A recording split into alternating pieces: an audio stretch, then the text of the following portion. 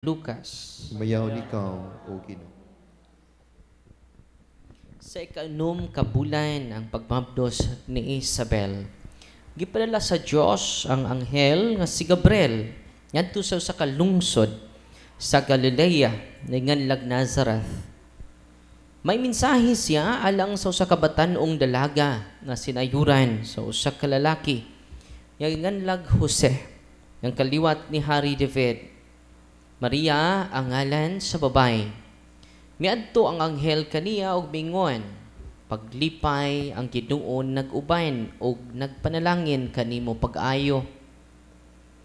Nalibog pag-ayo si Maria pagkabati niya sa mensahe sa anghel. Og nagpalandong siya kun unsay kahulugan sa iyang mga pulong. Mingon ang anghel kaniya, ayaw kahadlok Maria. Kaya kahimutan ka sa Diyos. Magmabdos ka og manganak og lalaki og nganlan mo siyag Jesus. Mahimo siyang inila og tawgon siya nga anak sa Diyos nga labing halangdon.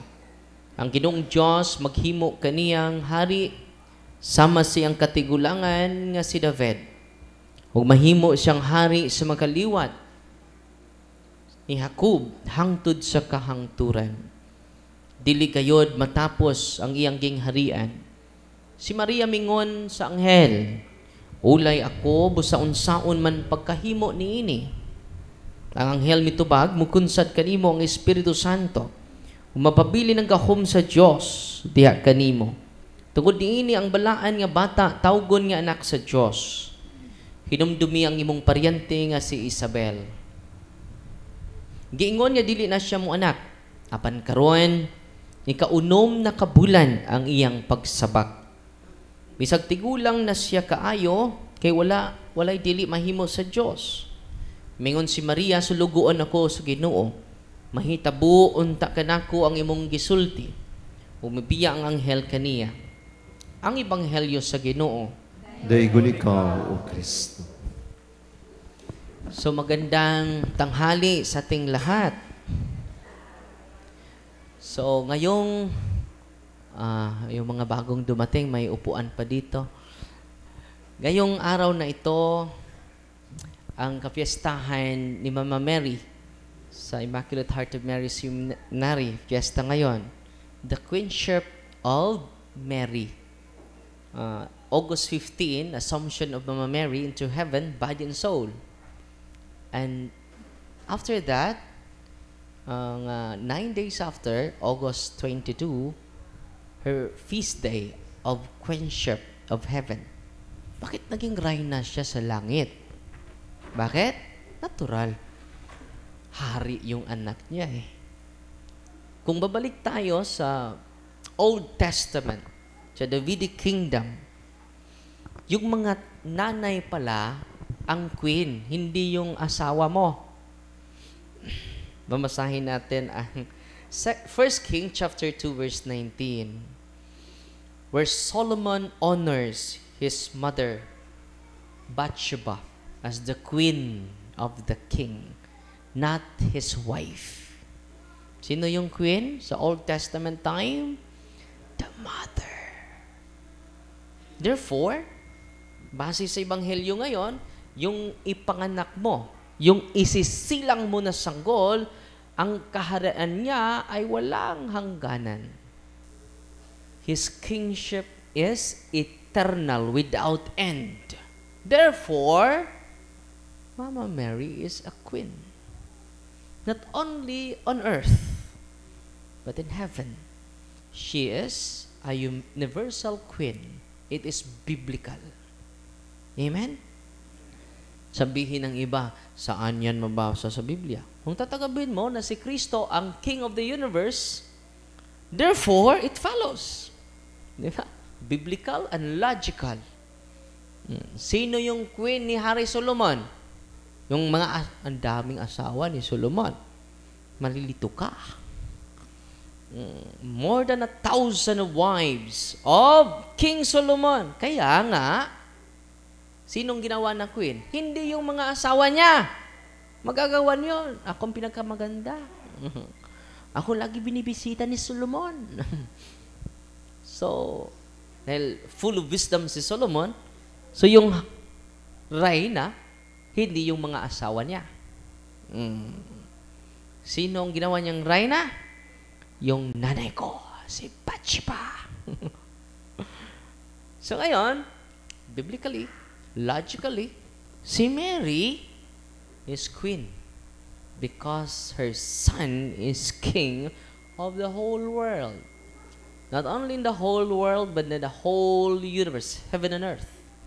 He is King of kings, Lord of lords, God of gods. So August 15, so Assumption of Mary, and after that is the queenship of Mama Mary. Mabasa natin yan sa 1 Kings chapter 2, verse 19. Luke chapter 1, verses 32 to 33, the angel tells Mary that her son will reign forever. Walang katapusan. Kailan ba matatapos yung queenship ni Mary, Father? No. Hindi din matatapos. Bakit? Yung kingship ni Kristo, forever and ever. Grabe na. Since Mary is the mother of Jesus, He is the King of universe, she is honored as queen. The church teaches that she participates in Christ's royal mission through her role as intercessor, advocate, and spiritual mother to all Christians. Ano nangyari dun sa cross? Nandun si Saint John sa under his foot of the cross, nandun si Mama Mary at si Saint John. Anong sabi niya ni Saint John? Anak, nandito ang nanay mo. Anong sabi niya sa kanyang nanay? Woman, here is your son. So yung dialogue nila, ini-entrust tayong lahat kay Mama Mary. Representing John, children of God, here is your mother. Woman, here is your son. So bakit naging queen siya? Because she is the mother of all Christians. Through intercession, through the power of her intercession, and advocate and spiritual mother to all Christians. And Revelation chapter 12 verse 1, a woman clothed with the sun, with a crown of 12 stars. Higit pa ito sa general. Yung general, ilang star yon? 5 stars? Siya 12 stars. No? Higit pa ito sa general. Queen of heaven and earth. No? With a crown of 12 stars. Is seen in heaven. Nandun na siya sa langit. Di ba? Crowned is a sign of queenship. So, biblical. This is often interpreted as a symbolic image of Mary. Yung mga church fathers nagsasabi, this is often interpreted as symbolic image of Mary. Typology from Old Testament, as mentioned, queenship is based on the role of the Queen Mother in ancient Israel. No? Queen Mother. So yan po ang sayings ni Saint Pius XII sa kanyang encyclical later Ad Cielo Reginam in 1954. He said, she is the queen more than any other creature because of the elevation of her soul and excellence of the gifts she received from God. Di ba? Hindi basta-basta yon. Ina siya ng Diyos. Ina siya ni Kristo. Ina siya ng hari natin. Alam nyo, during exorcism ko, yung mga demonyo ay luluhod minsan. Yung naposes, luluhod sa harapan ko. Dahil sasabihin ko, hindi ka lalabas. Sige, magro-rosaryo kami ngayon. Bigla lang lumuhod sa harapan ko, Darwin, please. Ang polite mo ha. May please pa. Please don't pray the Holy Rosary, Darwin. Have pity on us. we are extremely tortured by the intercession of that woman. Wow! Bigyan natin papuri si Mama Mary, the Queen of Heaven and Earth. Tayo na nandito, I hope not only we will devote ourselves to Mama Mary, let us promote it through our circle of friends. Do a devotion to Mama Mary, especially the Holy Rosary, every day. Don't go to sleep without praying the Holy Rosary with great devotion. Isa sa mga in-exercise natin for almost 2 years, kahapon na-liberate na siya. For almost 2 years. Ang tagal. 12 years albularyo siya. At yung nanay, lola niya, ay banggiitan na albularyo. Iinom ng dugo ng tao. Nakita niya. Uy, nandito siya ngayon. At sa awa ng Diyos, kahapon po, sabi niya sa akin, Father, may vision po ako. Alam mo, Father, napakita sa vision ko si Mama Mary. At sabi niya, you are now liberated. Kahapon deliverance ko, normal na po siya. Amen? The power of her intercession. And before the feast day of Mama Mary, she is liberated. Today is a feast of Our Lady. Amen? Wow! Mama Mary is with us. Not only her son, but also the Mother of God, the Queen. Wow! Amazing. The Queen of Heaven and Earth is beside you when you pray the Holy Rosary. And when you ask her powerful intercession, kung hihingi ka sa kanyang intercession, kahit hindi pa panahon, ibigay ni Kristo yan. Granted, provided that your prayer is with great devotion, not prayer from the lips, but it is recitation of the Holy Rosary from our heart. Amen? So dito na tayo sa catechism, 20 minutes. Tapos na yung homily ko, 10 minutes. Ngayon, catechism na naman. So last 20 minutes. Katong katugon, katugra mo. No? Biyaan mo na mong kahuman. No? So, I am focusing on, I'm dwelling on the diabolic obsession. Series po itong catechism natin. At sa sunod ng mga, nagsusulat tayo ng aklat ngayon. So, unahin ko muna yung autobiography ko. No? And then, yung vocation story ko. At sa sunod ng mga panahon o mga mag-release tayo at i-submit natin yung publishers natin, St. Paul's. Dahil 2 years na sila nag-inspire sa akin na magsulat ng aklat. Pero wala akong talent na magsulat. Pero ngayon, dahil marami tayong pangangailangan, no, for the sake of vocation and the mission of the church, magsulat na tayo ngayon, no? So, yun, no? So, about my homily and then catechism, isulat din natin yon, and then yung mga experiences din dito. Pero unahin ko muna yung vocation story ko, yung saan nagsimula yung lahat, no? At malalaman nyo sa sunod na araw, no? So, ayun, buta muna tayo. Let us dwell on the diabolic obsession, harassment of the evil spirit in our lives. Then marami sa atin, hindi natin alam, pupunta dito, thank you Lord, hindi ako nag-react. Walang demonyo sa akin. Pero you are harassed not through the level of possession, but it might be we are harassed through obsession. Negative thoughts, negative emotion, pabalik-balik na hindi natin maiwasan. And then, we ruin our day. We destroy our day. Marami sa atin, enemy-centered. Araw-araw, paggising niya, bantay lang ng yawaan at silingan na ba may kusugra mamamaylo.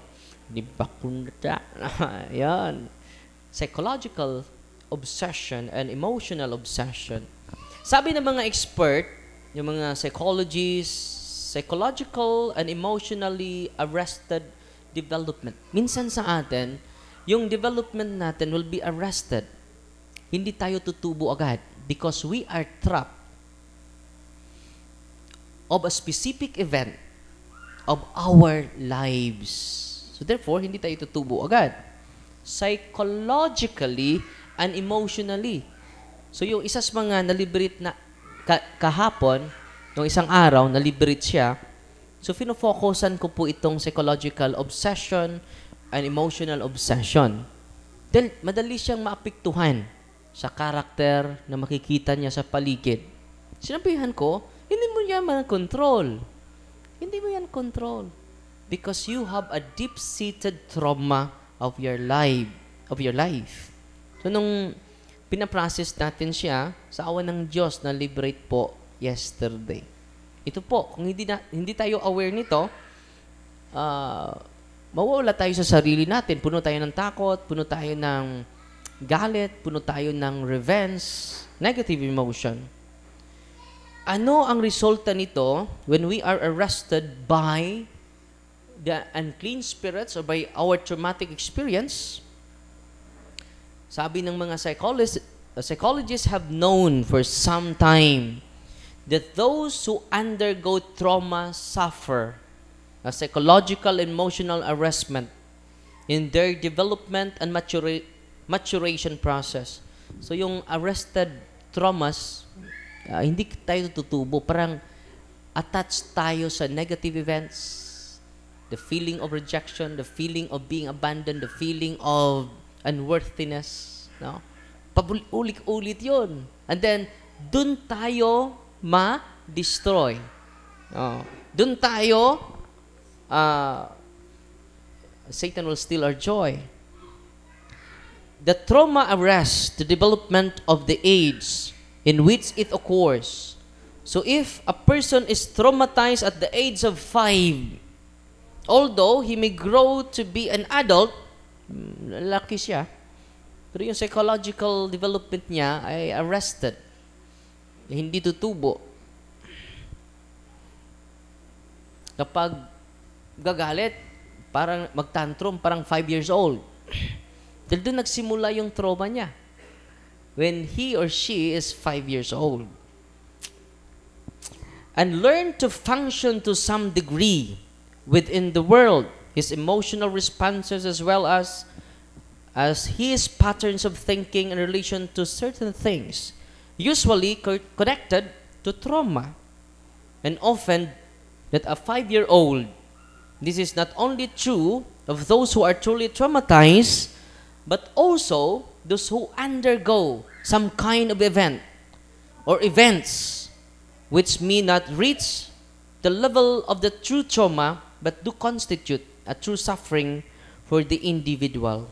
These individuals often go through a process where they can make a choice in which they can choose to view the suffering as trauma. Kahit hindi traumatic experience, pero nilabel niya na trauma. Example, na diskubrihan mo na 5 years old ka pa, na adopted ka lang. Hindi naman yung traumatic experience, but it can cause, you can level it and associate it as traumatic for you. The feeling of being abandoned, the feeling being rejected, o posible, na-diskubrihan mo in 5 years old, na ina-attempt ka na i-abort ng nanay mo, ng tatay mo, dahil you are unwanted baby. No? The child would either see the good of the adoptive parents and the sacrifice they have made and recognize their love for him. Kasi di ma-recognize niya, kung nakita ninyo yung mga inadapt, di ba, rebellious. Hindi naman lahat. Pero karamihan, no? Because they are feeling rejected. And then their psychological development and their emotional development will be hindered or halted. So, hindi siya makatubo agad. And it is likely that he will develop borderline personality disorder. Ano itong borderline personality disorder? Sabi ng mga psychologists, ito yung sabi nila, a mental health disorder marked by unstable moods, relationships, self-image, and behavior. It often begins in early adulthood. So, de-develop yung borderline personality disorder. So, ano mangyari sa kanya? Bago-bago yung kanyang mood. No? Moods niya ngayon, ang ganda. No? Sa hapon, hindi na maganda. No? Naumoods na. No? And then, yung relationship na, hindi siya magstay for long relationship. Kaya nga, hindi siya wala siyang, hindi siya makastay ng long-term relationship.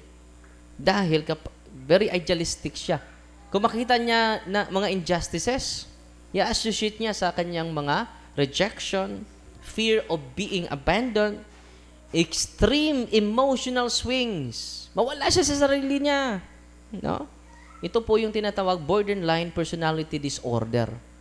So, kahit matanda ka na, kita nyo, 60 years old, mawala sa sarili. Parang bata. Dito. So, babalik yan sa kanyang childhood experiences. At meron ding tinatawag, it will lead us to, bakit may the causes of arrested psychological and emotional development. Una, childhood trauma, abuse, emotional, physical, sexual abuse. Ito po. No? Last 9 minutes. No, 9 minutes na. No? Exposure to violence or unstable environments. Hindi healthy yung environments. Parabing gera. Yung nasisilang sa Russia, sa Ukraine. No? Substance abuse. Yung nag-take ng marijuana, take ng drugs, sobra na alcohol, pwede din yun. Will lead us to causes of arrested psychological, emotional development. Hindi ka tutubo agad. So, ang daming mga factors. Ano pa? Mental illness. Posible special ka sa pag-autism. No? Isa din yon.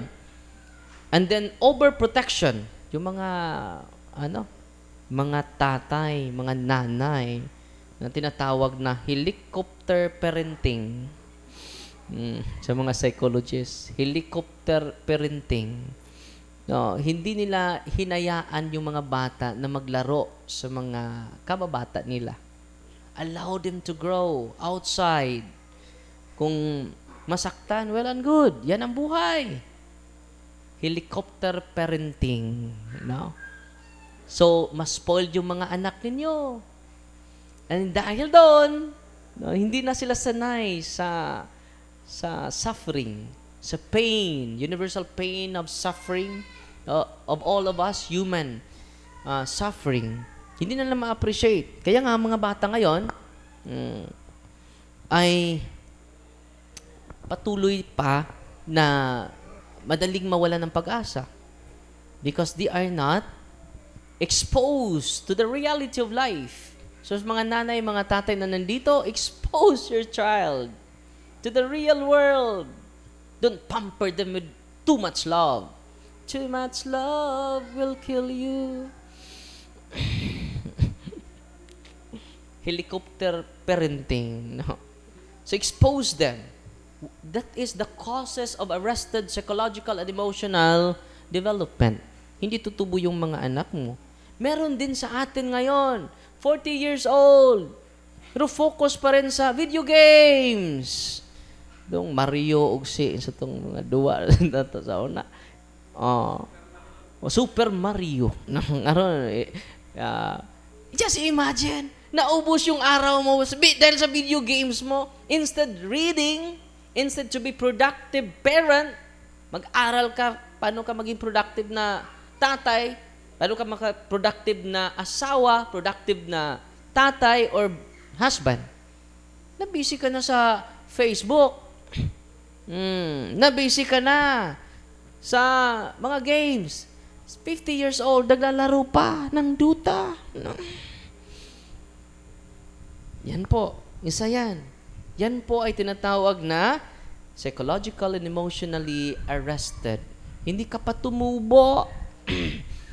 At yung maglalaro, kita mo, parang 12 years old pa siya. Yeah! Doon, sa sariling kwarto niya, naglalaro ng video games. Hindi naman masama maglaro, pero hindi ka tumubo eh. Natrap ka. Psychological, emotional, arrested development. At anong gawin natin? No? Anong gawin natin para ma-develop tayo? Be busy doing good. No? Sa kaya nga, nagkatikais tayo, nag-evangelize tayo, the whole morning po, to empower you, to inspire you, not by games, not by ideology, but you will be inspired by truth. Kaya nga, kanina, before ako nagsimula ngayon, pakinggan niyo yung storya ni Saint Agathonikus, martyr. Mayaman na mayaman. Grabe na. Iniwan niya lahat. At sinunod niya si Kristo. Pero marami sa atin ngayon nagsilbi para yumaman. Pero siya, iniwan ang kayamanan to serve the honor of all treasure on earth and in heaven. The King of Kings, the Lord of Lords, the God of Gods. Amen! Atong pakpakan si Saint Agathonikus. Ang hirap i-pronounce yung pangalan niya. Agathonikus. No? Martyr. Diba? So, araw-araw, sisikapin ko na mag-live ako sa mga martyr. Pero sasabihin natin, hindi na usong martyr ngayon, Father. Diba? Hindi totoo yun. The blood of the martyr is the seed of the church. Ano yung dugo ng mga martyr? The seed of the church. Without them, the church will not grow. Grabe, no? Alam nyo, kung maging martyr kayo, dahil sa pananampalataya, dahil kay Kristo, kahit may mortal sin ka, ma-purify lahat. Grabe, no? Uy.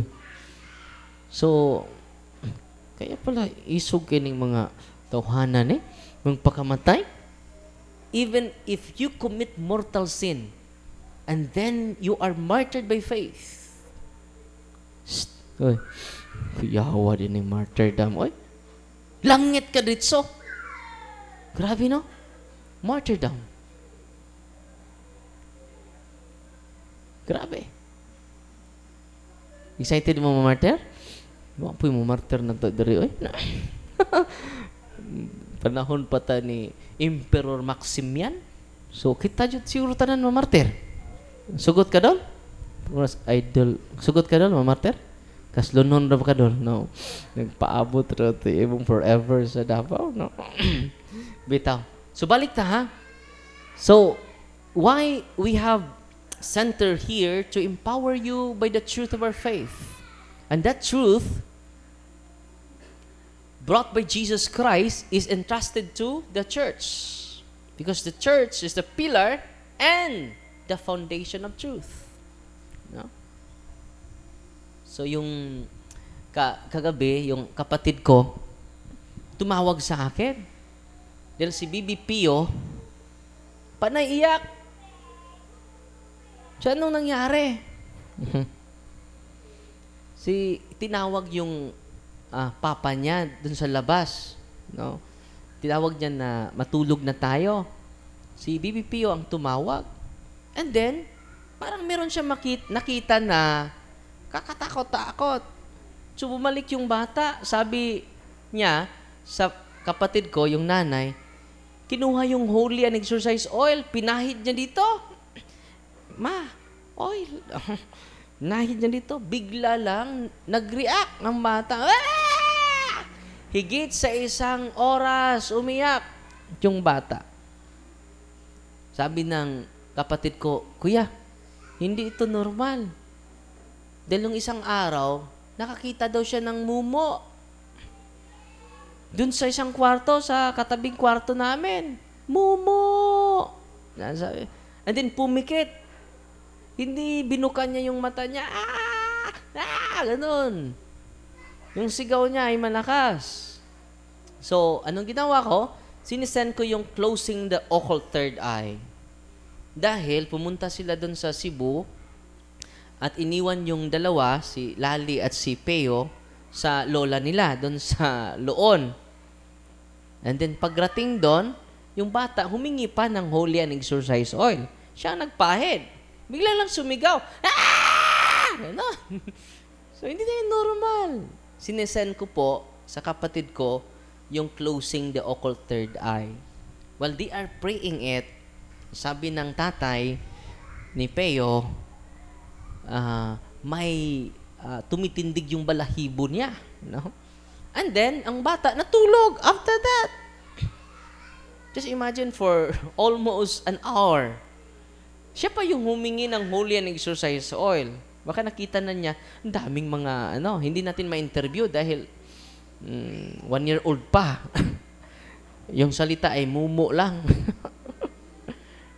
Ang kinumusta ko ngayon, no? Sabi ng kapatid ko, okay na si Pio hanggang ngayon, natutulog pa rin. Yung lagi kong kalaro doon kapag uuwi ako, no? Si Bibi Pio. So, balik tayo. So, kung kayo na-empower sa prayer of the church, you can do deliverance. Katulad ng tatay ni Bibi Peo. Sila, yung kapatid ko, ang pinaprayer.